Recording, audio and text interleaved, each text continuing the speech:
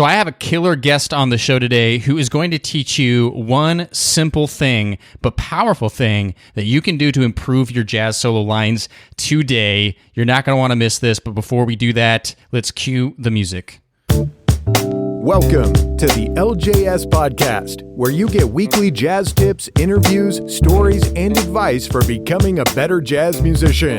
And now your host. He's a jazz musician, author, and entrepreneur, Brent Vaartstra. All right, what's up, everybody? My name is Brent. I am the jazz musician behind the website learnjazzstandards.com, which is a blog, a podcast, and videos all geared towards helping you become a better jazz musician. I am so stoked to be with you today. And one of the really fun things that I get to do on this podcast is have on special guests that can, teach things from a different perspective, sometimes teach things that, I can't even teach you, and I get to learn at the same time. And I have none other than jazz guitarist and teacher and YouTuber Jens Larsen on the show today, and he is about to lay it down for you with some incredible, great tips. We're going to be talking about target notes specifically, digging deep into those, what those are, how they can help you create really melodic lines that outline the chord changes. And hey, if we're being honest, that's kind of one of the big struggles with jazz, right? Is we have all these chord changes going by. How do we get those chords to come out in the context of a chord progression, and how do we actually make them sound musical and melodic? And my friends, that is a never-ending journey, but Jens is here to help us out, so I'm really excited. We do talk a little bit about him, what he's all about, some of his general tips and advice, and then we dig into those target tones. Now, Jens is really has a big YouTube following for jazz guitarists, but not just jazz guitarists, all instruments, and I want you to check out his YouTube channel because he has a lot going on over there. That is at youtube.com/Jens Larsen. So definitely go there and check that out. And I'm excited too because me and Jens are going to be doing some YouTube collaborations coming up in the future, doing some videos together, and that's going to be a lot of fun. Honored to be able to do those with someone like him. So be on the lookout for those. Make sure you're subscribed to his channel and mine. All right, hey, enough of me talking. Let's jump into today's show.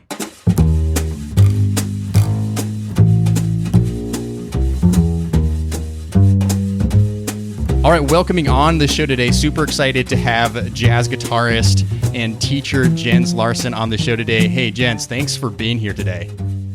Thanks for having me. It's nice to come on the podcast. I've been listening to a few episodes, and actually I've been listening for quite some time, so it's really nice to also be in one. Oh, wow. Thanks for listening. Well, I'm especially honored to have you on because you are a fantastic musician. And likewise, I've been checking out your YouTube channel for a while. You have so much incredible stuff going on. And, I'm really excited to dive in because my audience is going to get a ton from just talking to you because that's what we do on the show is we just dig into these brilliant minds, these brilliant musical minds, and you're one of them. So I would love to start with the question I always start with all the guests, and that is, for those who don't know who you are, what's your 1-minute quick Jens Larsen bio? So I'm a Danish guitar player, and I'm a jazz guitar player. I live in Holland. I work in the Netherlands, where I also was educated, and I guess by now, I used to be, of course, more known for being a jazz guitar player and touring with my band, Trapping, where we made a few albums and toured in Canada and been around some places. But mostly now I think I'm famous for doing YouTube videos because I've been doing that since 2014. And that's really a lot of fun just to get to make all these videos and explain a lot of things. And also by now really have like some people around the channel and talk to them and answer some of their questions. Yeah, you have a great YouTube channel. Like I said, I've been watching for a while and checking it out. And what's your YouTube channel all about? Like what's kind of your focus on that channel? Well, it's of course the reason why I originally started making YouTube videos on jazz guitar, because that's what that is about, was that when I was finished at the conservatory, I was playing a lot of jazz. Yeah. But I wasn't teaching so much, so I thought, well, it's fun to teach Metallica, but it's not the only thing I want to do. And then I wanted to teach more jazz stuff, and I found that YouTube would be one place where I could try and do that. And actually, once I started doing that, then I also got hired as a jazz teacher at the conservatory here in The Hague. So that kind of went hand in hand. That I got awesome. back into. Yeah, so that was a really great opportunity for me. And that's what the channel is about. It's really just different things related to jazz. It's not only guitar, but of course it's mostly guitar, but it's not only guitar. I like to explain, just keep it simple. Music is not complicated. Really, like people who are really good, when I transcribe great solos that I find mind-blowing, they're always simple. They're still mind-blowing, but it's not rocket science what's going on. Right. So we can break it down and we can make it simple for a lot of people and still make it like fun and achievable to just for people to improve, and that's what I sort of try to do with, which is similar to what you guys are doing. Right, absolutely. And when it comes to jazz and in other styles of music too, there's obviously the technique of each individual instrument, whether you're a trumpet player, whether you're a guitar player, piano player, bass player, there's different technical abilities you have to have on your instrument, but everything just as far as stylistically, you can learn from any instrument, and a lot of the solos I've learned or a lot of things that I've studied have often come from instruments outside of mine. So that's really great. I also want to just dig back a little bit further now, and I just want to ask you, how did you get excited about music in general? Like, where did that start from you? Like, what's the progression there? How I got excited about music. Actually, how I got into guitar was kind of strange, because the only reason I took guitar lessons was that when I was 12, my best friend couldn't play with me on Thursdays because he had guitar lessons.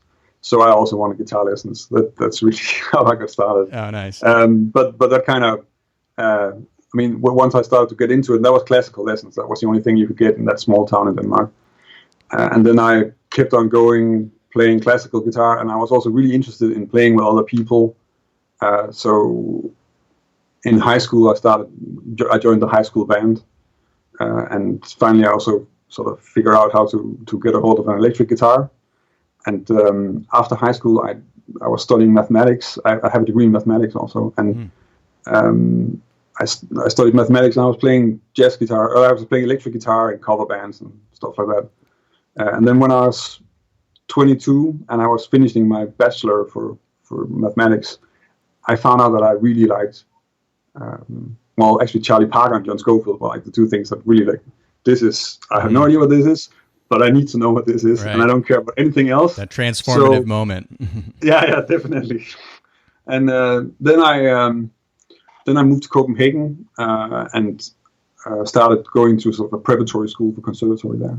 And from there, I sort of got in touch with people, and I heard about this conservatory in The Hague, which is known for being sort of more of a bebop conservatory, very, very sort of traditional and mainstream jazz. And I went to some Barry Harris masterclasses down there, and that really I got to know like the teacher down there, and I got to know some people, and I really liked the place. So I went there to study, and then now I'm here with my family. Nice. And the story continues. So you were talking a little bit earlier just about, what you do on your YouTube channel, and indeed what we do here with Learn Jazz Standards on our podcast and our blog and all this stuff is we try to make learning jazz and music in general fun and easy, right? Just to understand that, it's not, it seems so mysterious. And it's not that everything is as easy as, steps 1, 2, 3, but it's not as hard as it seems. And so let's try to start like debunking that. Let's get into your head a little bit on this stuff. What are some of the things that you think that aspiring jazz musicians should be working on? Any instrument, doesn't matter. What would you say some main tenets of things that one should be practicing? Well, I think the thing that most people forget to play, and that I see also with students, and I'm always on the case with my students, is they have to learn tunes. You're studying jazz guitar, and the point of studying jazz guitar is that you want to play jazz music, and the jazz music you have to play are the songs. Right. So go learn some songs, And I think I heard that recently, like Peter Bernstein said, the jazz guitar player, great jazz guitar player, said, just learn tunes and let the tunes teach you. Yeah. Right. So all the stuff that we're checking out in terms of harmony, scales, improvising, all that stuff, if we have songs that we can play it on, then we can really learn how to use it. But if it's just going to be stuff that we're practicing, if you're just sitting around practicing your arpeggios or your scales, you're not really going to learn it. You need to put it to use on some songs. And also when you're practicing, sit down and just play some music with it. Try and get your head into the space where it's as if you're performing it, but you're really just trying to play a piece of music from beginning to end. I think that's one of the sort of really important things to get in there. And I think it's underestimated, to be honest. Right, absolutely. And I would also add to that too, obviously if you want to learn the tradition of jazz, you got to learn those standards, because that's where it all comes from, historically and all that. As well, on top of that, there's so much you can learn about music when you study jazz standards, because there's so much harmony happening. And I think that's what really got me excited about it, is looking at all these possibilities that was happening here with the harmony. And that's an exciting thing. I've argued many times before that, it doesn't matter what kind of music you want to play, or maybe you just want to learn a little bit of jazz. If you can dig into some of these standards, it's going to teach you a world about music and what it can do and what it can offer you as a musician in general. And if you want to be a great composer and start composing your own music, this is great stuff to dig into. So 100% agree with you. Well, what else should musicians be working on? So besides having that, I think it's a really good idea to work on, actually the main thing that I find, and also the one it's getting better, but it was when I was in school, it was difficult to find good methods of learning how to get a better sense of time. And actually, like the one thing that they could teach was sort of the phrasing aspect of it, so that you would learn to sort of have a decent swing feel, and you would learn to learn some phrasing, which is kind of closely related to timing, because you can learn that from transcribing and playing along with records. Again, checking out another part of the tradition, which is the interpretation of the standards in a way. And then for the rest, I think like the thing that's tricky to learn is really just to challenge yourself in terms of really feeling time and working with that and finding good ways of practicing towards having a strong sense of inner time. What are some things that you do to strengthen your time, or have done in the past, or teach to your students? So the things that I do a lot is, if you have to feel time yourself, then the main thing that you need to work on is that you don't lean on other things. Mm-hmm. So we all know, like, you need to practice with a metronome or a backing track, and of course you need to be able to do that to get anywhere. That of course. But when you're working with a metronome, make sure that it's not easy. Like a backing track is on the easy side of things. It's giving too much away. If you're working on your timing, that's not the thing you want to do. You want to work on something. You want to have something where you just use the metronome to check your time. You can't lean on it. If you lean on it, you're going to get lost. Right.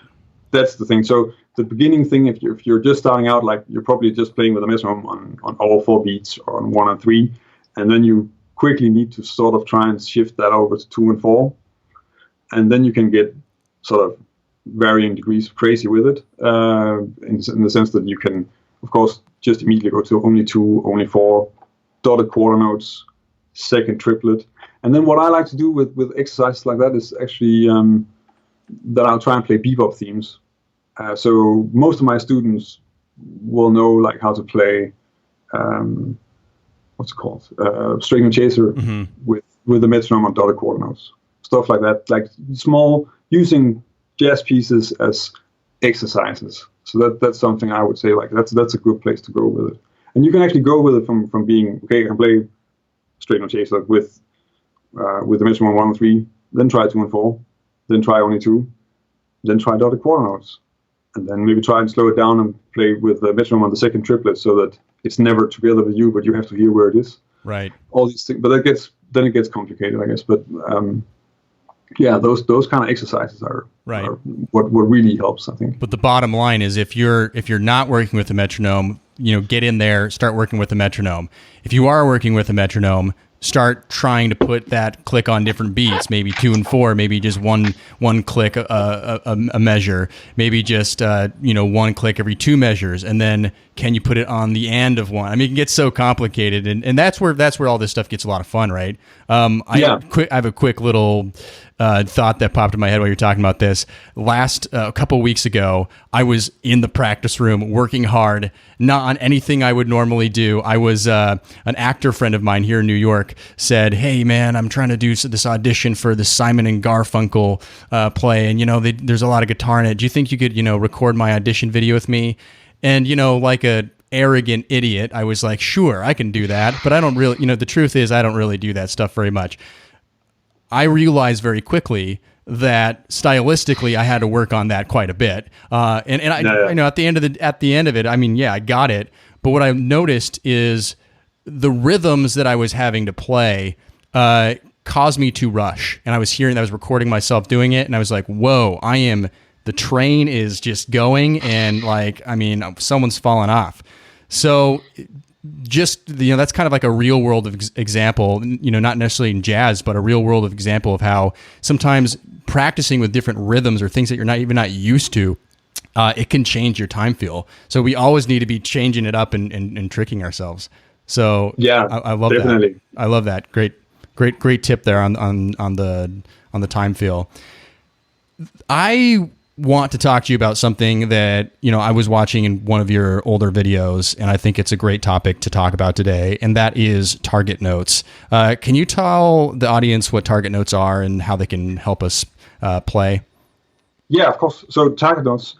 The thing for me, maybe I'm just going to sort of preface that with like a story of how I got into that, because sure, I started playing jazz kind of late, like 22 is not the youngest age to start that by now. And the thing is, you can kind of quickly learn to understand what scale, what arpeggio goes over what chords and stuff. That doesn't have to be that complicated. But even if you know that, then it gets really difficult to actually play something that makes any kind of sense on any progression, really. And for me, that was really at that stage. And I was when I moved to Copenhagen, I started having lessons with one of the teachers at the conservatory there, and I came to him with rhythm changes because that was the progression that I really like. I could play rhythm changes and I would just stay in B flat and then it was okay. Yeah. But if I tried to do anything else, it sounded just strange and weird and didn't make any sense. And I knew what to play, but I could only think about. And the problem is when we're playing to target notes, without target notes, then we're just playing something on each chord. So if we take the rhythm change like the B flat major 7, G7, C minor 7, F7, then you're going to be thinking about what you're playing on the B flat, and you're going to be thinking about what you're playing on the G7, but there's no connection between the two. And what target notes tell you is that if you start practicing so that when you're playing on the B flat major 7, you're already thinking about, I want to hit this note on the G7. Right. So before you play anything on the B flat, you're already thinking ahead, really. So really just thinking about, this is where I want to go. And that's going to give your lines so much direction that. And actually, it's also once you start checking out lines like Parker, always direction. They probably didn't put words to it or analyze it, but it is really there. Bach, target notes. Right. Really like the strong point of the bar where the chords are changing. That's where we're going to hit the clear notes. Right. And if you don't hit the clear notes, then that's actually also on purpose. But then maybe that's another story. But that's really like the thing that. So you want to be able to do that also because when you're starting out and you need to train your ear to really feel when you're connecting with the harmony. When you're playing that note, that's going to tell you, now I'm on G7.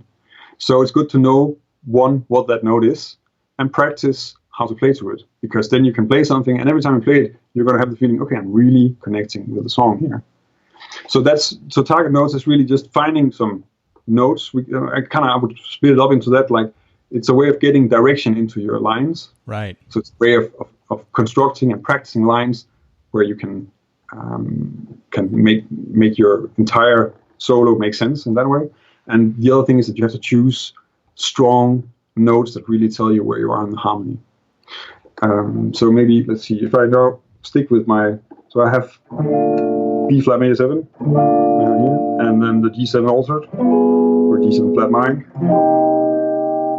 C minor 7 to F7. And that's a 1-6-2-5 chord progression, which is basically the A sections of rhythm changes, right? Yeah, exactly. Yeah, so that's what I'm going to focus on here. And I'm starting on the B flat major 7, so there's not going to be so much happening with the target on there. But if we just look at what it would be with the target note for the G7, so one good target note, when we pick a target note, then it's nice to have a note that's really closely related to the chord. So in this case, I'm picking the third. The third is almost always a good. Yeah, it's always a money choice. And that will go for any chord. That the third is a strong choice, pretty much. But in this case, it's also because it's a B.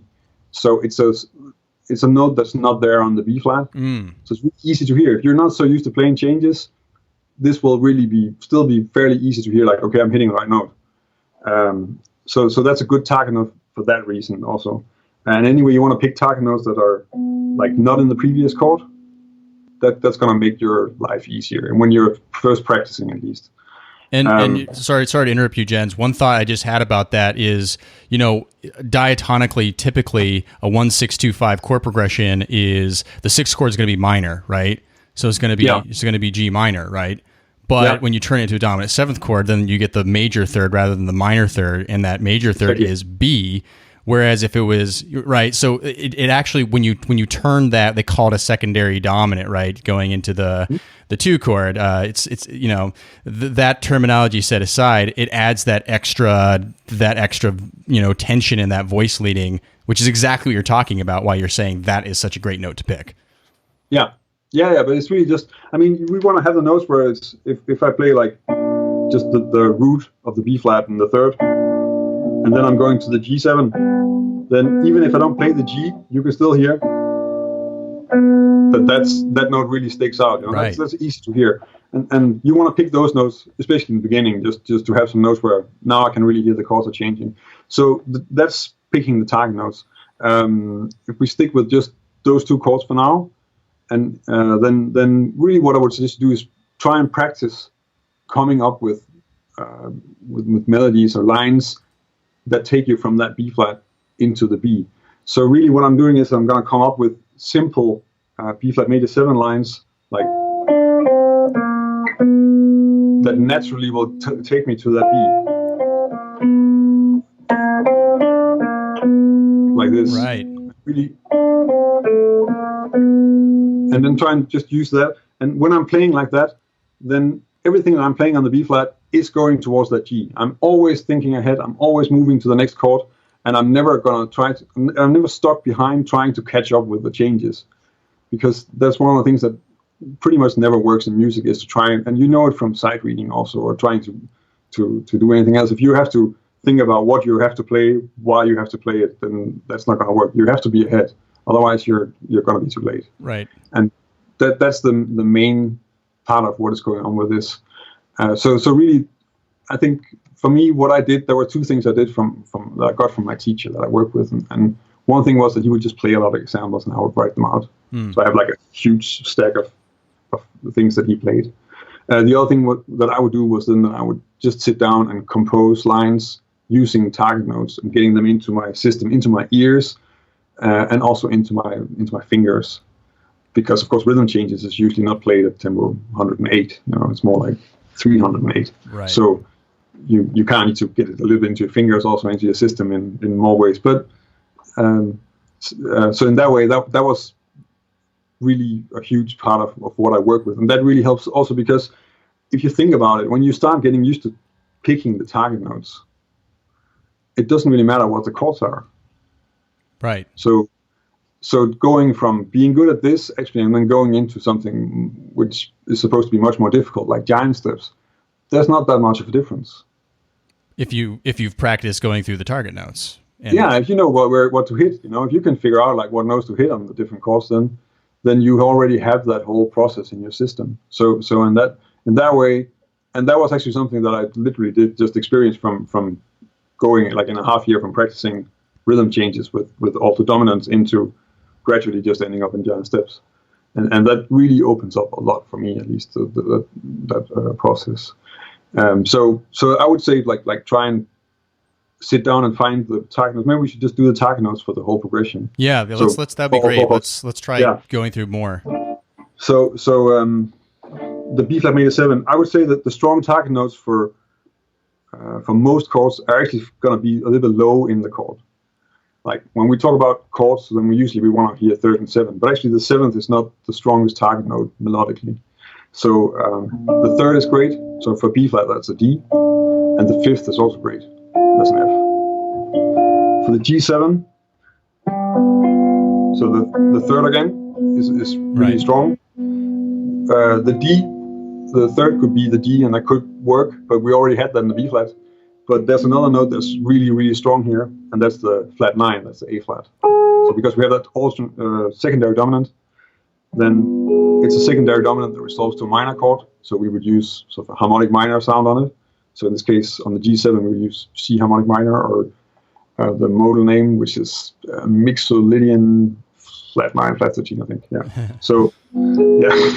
So yeah. So harmonic minor. Yeah. But anyway, a B and an A flat. Really, that's what we're aiming for. On the C minor 7, well, we can just do the same as we did with the B flat. So the third is an E flat. And the fifth is a G. And then on the F7, we can make that like a flat 9 chord as well, just to have really a different sound than from the C minor. So when we have a few different colors on the chords like this, and you're practicing this slow, then it actually kind of makes it a little bit easier to hear when the chords are changing in the beginning. So that can actually be a good practice, and that's also where what you want to be able to do really in the end anyway. So for that one, I would do the same as for the G7. So I do the third and the flat 9, the G flat. Great, yeah, because that altered extension is really adding more tension. That if you resolve that to, well, in the case of the G7, when you were doing a G7 flat 9, that secondary dominant resolving to the 2 chord, that's a really, that tension and resolution is kind of what like makes when you hear Charlie Parker and all these people, blowing these changes, a lot of that is what's happening. You're hearing like this tension and release kind of a thing going on. And so the same thing, right, with the F7 flat 9, it's going to resolve to a major 7, the B flat major 7, but you're still hearing that tension and release going in. So, okay. Yeah. Great. So that was, and also just because if you're on a sort of very basic level, if you don't alter it, then you have 2 very closely related chords with the C minor 7 and the F7. So for now, you want to make it clear that you're playing towards the next chord, then having a chord that sounds a little bit different, like altering the dominant here, is actually a useful thing. Absolutely. Yeah. And then so we have those, and then really it is about just practicing that slowly through the progression. So let's see. So.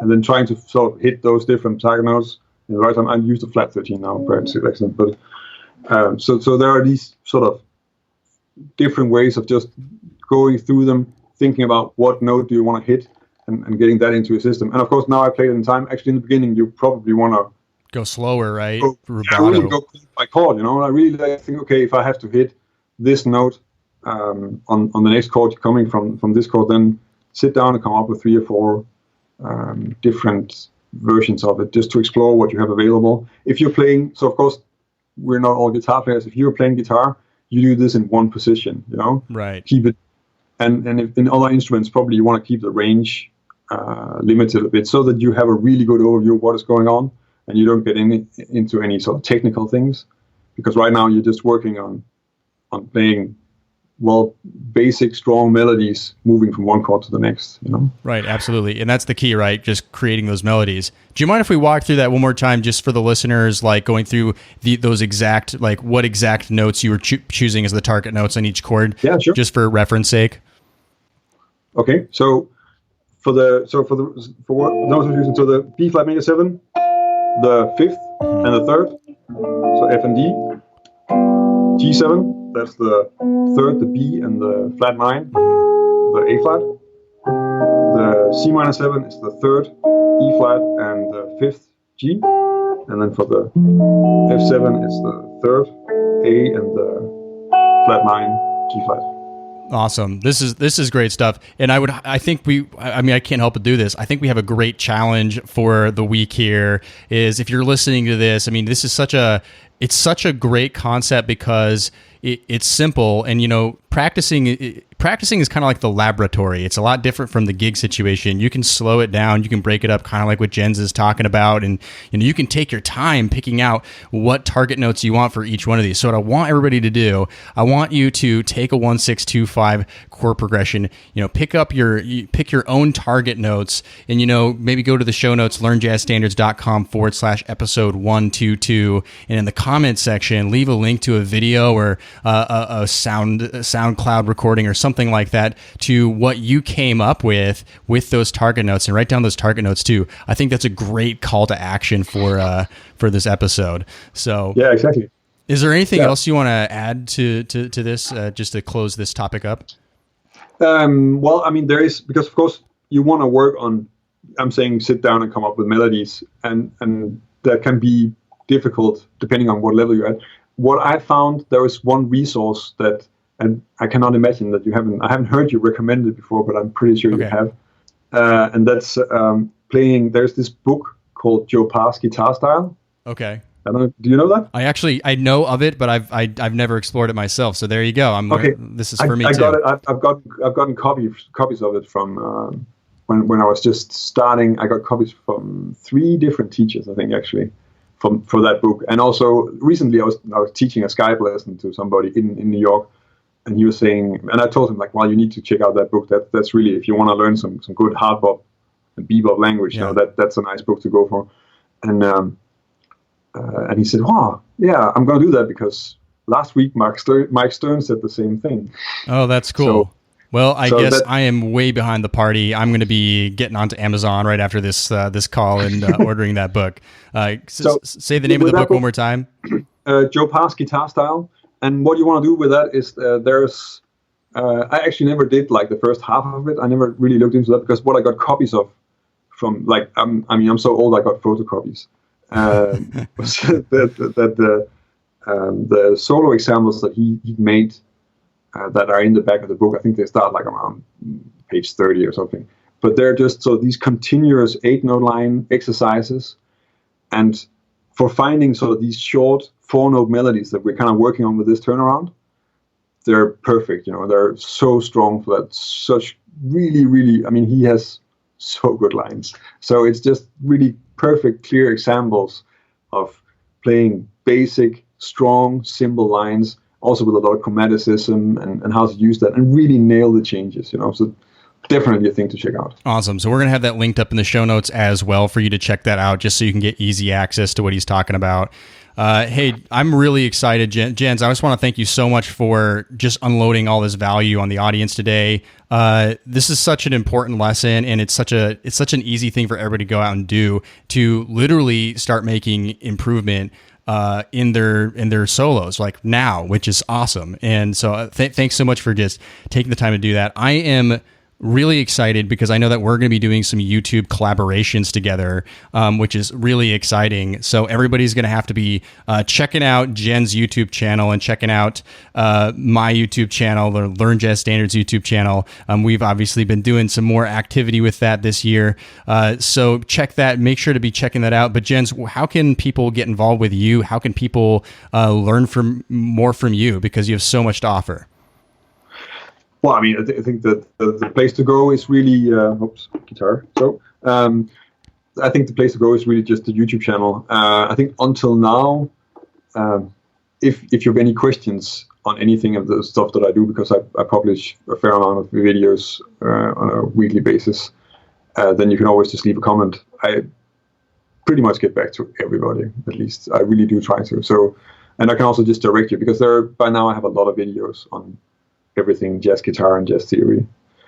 So my YouTube channel is youtube.com/my name, Jens Larsen, which is JENSLARSEN. Awesome. So Jens just gave you permission to ask him a question, which is it doesn't get much cooler than that. So youtube.com/Jens Larsen. Again, Jens, thanks so much for taking the time to be on, for just sharing your knowledge, and just it can't thank you enough for that. And I've learned a lot today. I know everybody has as well. And hey, look forward to our YouTube collabs, and I also look forward to having you back on this show sometime in the future. Yeah, definitely. Thanks for having me. I mean, I'm really excited also about doing the YouTube collab and seeing. I think we're going to try and see if we can get some audience participation in here and there, and that's going to be fun. So yeah, thanks for having me.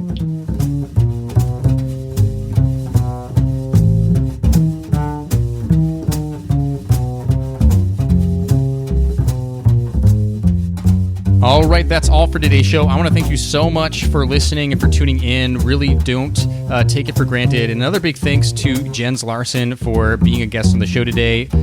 Really enjoyed talking to him. Super nice guy, by the way. And make sure you subscribe to his YouTube channel at youtube.com/Jens Larsen. Hey, if you want to give back to the show, you've been listening for a while, you just want to support it, but, in a free way, then go to iTunes or your favorite podcast listening service and just leave a rating and a positive review for us. Helps people find the show and know this is a show worth listening to. It takes about a minute of your time, so help us out with that. Go to iTunes and leave us a rating and a review. Hey, I'm getting really excited for next week because we're going to be starting a series of shows all about practicing, jazz practicing, and, not just any jazz practicing. Like, how do we practice in such a way that we get results, that we have this goal-oriented practicing where we're practicing the right things and not everything under the sun, like just the things that we can boil down that will actually get us results in our jazz playing. Like, how do we do that? How do we go from step A to Z? And I'm going to go over that in this next series, and I'm excited we're going to be relaunching 30 Days to Better Jazz Playing, my jazz practicing course, in August. And so this is leading up to that. We're going to be renaming it 30 Steps to Better Jazz Playing, and we're going to be having some students that have completed this course and are in this course, and I'm just excited to have them on as guests as well. So that's all starting next week. I'll see you back then. Thanks for listening to the LJS podcast, brought to you by LearnJazzStandards.com. Subscribe to the series on iTunes, and don't forget to join our jazz community at LearnJazzStandards.com/newsletter.